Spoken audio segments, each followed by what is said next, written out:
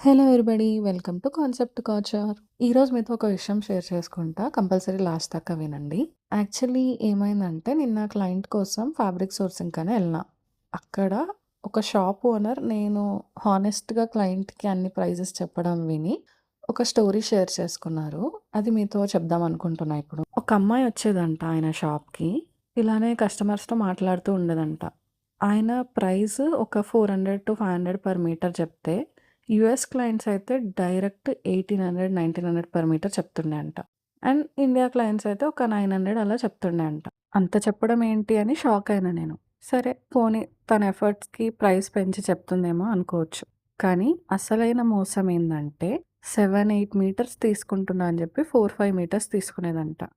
అసలలా ఎలా చేస్తారు? ప్రైస్ అనేది person to person, business to business different ఉంటది. బట్ ఫ్యాబ్రిక్ ఎక్కువ చెప్పి తక్కువ ఫ్యాబ్రిక్‌తో కుట్టియడం అనేది చాలా పెద్ద స్కామ్.